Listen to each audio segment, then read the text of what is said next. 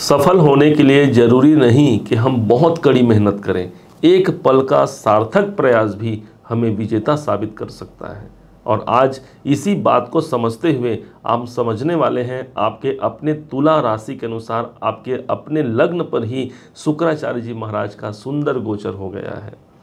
तुला राशि के अपने राशि के स्वामी होते हैं, अपने स्वामी होते हैं शुक्रदेव, और यही शुक्राचार्य जी महाराज काफ़ी लंबे समय बाद में आपके अपने लग्न पर आ रहे हैं। मतलब यही तुला राशि ही वो राशि है जहाँ पर मूल त्रिकोण राशि मानी गई है शुक्र के लिए।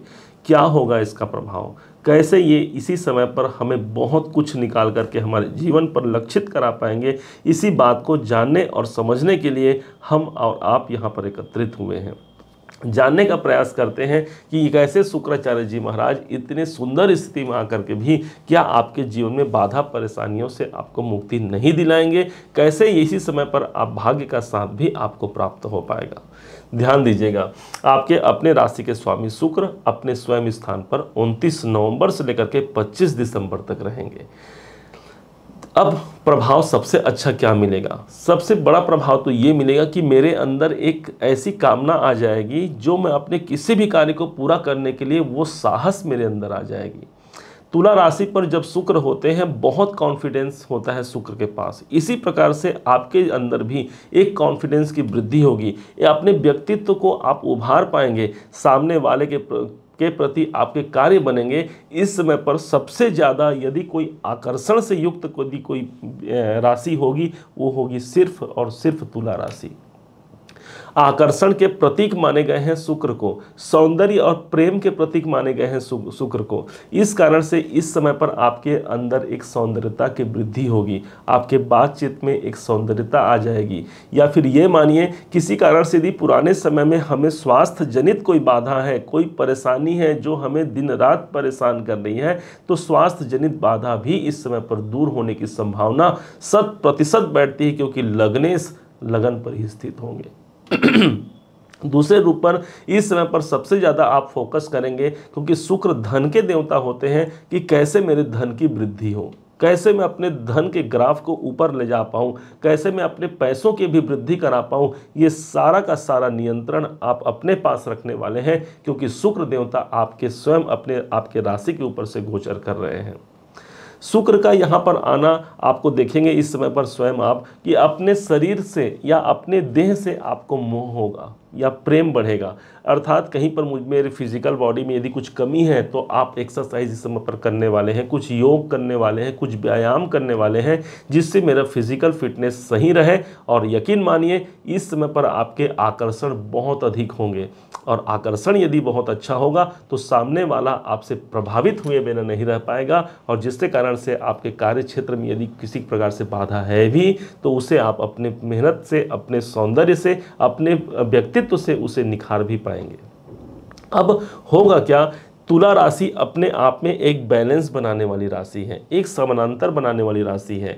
होता है कभी जीवन में मतलब कभी ऊंचा चले गए, कभी नीचा चले गए, कभी हमारा जीवन सुख दुख से युक्त हो गया, लेकिन तुला राशि में जिसके स्वामी शुक्र होते हैं ऐसी कैपेबिलिटी आपके अंदर होती है कि यदि सुख मिल जाए तो मुझसे सुखी कोई नहीं, यदि दुख भी मिल जाए तो मैं उस समय पर भी अपने आप को सुखी महसूस करता हूँ। परिस्थितियाँ चाहे जैसी भी विपरीत हो या बहुत अच्छी हो, हर स्थिति में अपने आप को बैलेंस बना पाने वाली यदि कोई राशि बनती है वो है सिर्फ और सिर्फ तुला राशि। और यहीं पर शुक्रदेव बैठे हैं, अर्थात ये समय जो होगा वो आपके जीवन में बैलेंस बनाने का समय होगा।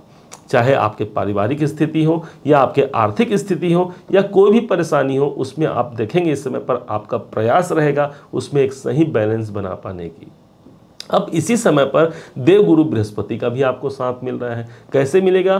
कहते हैं कि यदि हमारे धन के साथ, हमारे कर्म के साथ, अच्छा कर्म की बात आई तो कर्म के स्वामी कौन हो गए? तो शनि देवता हो गए। शनि देवता आपके प्रबल योग कारक हैं और ये बैठे हैं आपके त्रिकोण भाव में। अब लीजिए, शनि देवता आपके त्रिकोण भाव में है, मतलब हमारा लगन, पंचम और नवम ही त्रिकोण भाव है, जिसमें ऑलरेडी शनि देवता बैठे हुए हैं और यहाँ शुक्र भी त्रिकोण में आ गए, मतलब लग्न में आ गए। अब ये दोनों ही ग्रह जब एक संग कोई राशि पर उपस्थित होते हैं, अपने मूल त्रिकोण भाव पर उपस्थित होते हैं, शनि देवता भी अपने मूल त्रिकोण राशि पर हैं। ये एक बहुत बड़ा राजयोग होता है, या यूं कहें कि यदि मिलेनियर बनने का कोई एक सफ़र है वो इसी टाइम पर व्यक्ति पूर्ण कर सकता है। ये एक बहुत अच्छा ग्रह संयोग है। विश्वास कीजिए, प्रयास कीजिए, कहीं पर यदि अटके हुए कोई कार्य है, कोई धन से जुड़ा हुआ कोई परेशानी है, उससे मुक्ति पाने का इससे सरल और इससे अच्छा समय कोई नहीं हो सकता। दूसरे तरफ से देवगुरु बृहस्पति का ट्रांजिट हो गया है सीधे आपके सप्तम भाव पर। सप्तम भाव पर देवगुरु बृहस्पति विराजमान है, जो कि भाग्य के स्वामी माने गए हैं। यदि हमारे तकदीर के परमात्मा कोई है, यदि तकदीर के कोई कारक ग्रह है, वही तो है देवगुरु बृहस्पति। अब बृहस्पति देवता ने अपने 180 डिग्री के अंतराल में बैठे हुए शुक्र देवता को अपने 7वीं दृष्टि दिया, और इधर से शुक्राचार्य जी ने अपने देवगुरु बृहस्पति को भी 7वीं दृष्टि प्रदान की। ज्योतिष में ये दोनों ग्रह बहुत शुभ होते हैं। दोनों ही आपस में एंटी पार्टी हैं, मतलब अलग अलग पार्टी के हैं। शुक्र देवता दानव के आचार्य माने गए हैं, दानव गुरु माने गए हैं, और बृहस्पति देवता हमारे देव गुरु माने गए हैं। सिर्फ एंटी पार्टी हैं, परंतु कारक कभी भी एक दूसरे का हानि नहीं करता, बल्कि उसके जीवन को वृद्धि या बढ़ाने का ही कार्य करते हैं। इस कारण से हमारे लग्न पर, हमारे शरीर में यदि कोई कमी है, वहाँ पर पूर्णता की ओर अग्रसित होंगे। गुरु और शुक्र का संबंध मतलब भाग्य से ही धन की वृद्धि।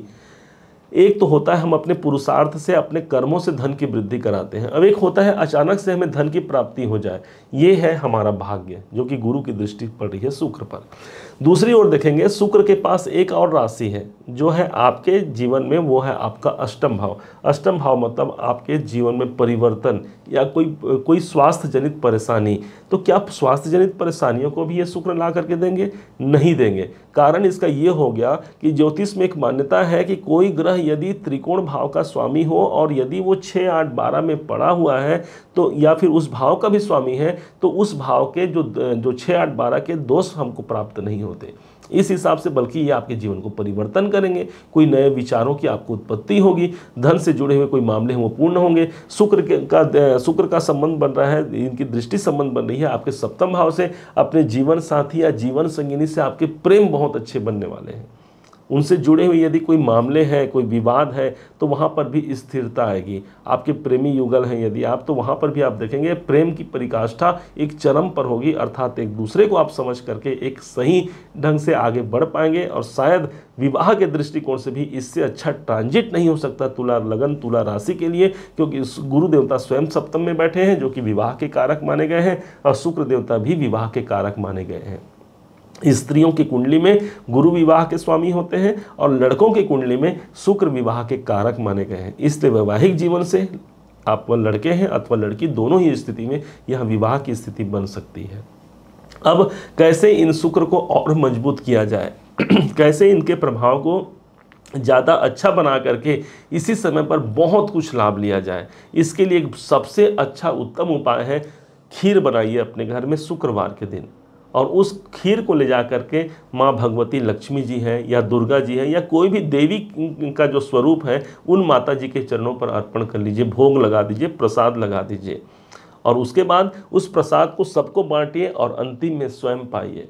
यकीन मानिए ये उपाय है बहुत छोटा, परंतु बहुत कारगर सिद्ध होता है। चावल, दूध, जो खीर होता है, ये शुक्र को रिप्रेजेंट करता है। जो माता देवी, जो मातृशक्ति होती है, ये भी शुक्र को ही रिप्रेजेंट करती हैं। इसलिए शुक्र को मजबूत करना अर्थात देवी की आराधना करना, देवी के शरण में जाना, और इसीलिए धन की अधिष्ठात्री देवी जो माँ लक्ष्मी होती हैं, इनके लिए क्या कहा गया है कि यदि आपका शुक्र स्ट्रॉन्ग करना है तो आप श्री सूक्त का पाठ कीजिए। श्री सूक्त के पाठ से आपकी धन की वृद्धि होती है, और यही धन के कारक होते हैं हमारे शुक्राचार्य जी। इसलिए इस टाइम पर देवी आराधना, देवी कृपा प्राप्त कीजिए, बहुत कुछ निकल करके सामने आने वाला है। अब चूंकि यहाँ से शुक्र की दृष्टि सप्तम भाव पर पड़ रही है, तो सप्तम भाव तो भाई आपके व्यापार का भी हो गया, तो व्यापार में भी वृद्धि देंगे। दसम भाव से दसम भाव होने के कारण आपका कैरियर भी है, इसलिए कार्य क्षेत्र में भी इसी समय पर अभिवृद्धि या कोई अच्छी समाचार या संभावना आपको प्राप्त हो सकती है। इस बात को सदैव याद रखिएगा।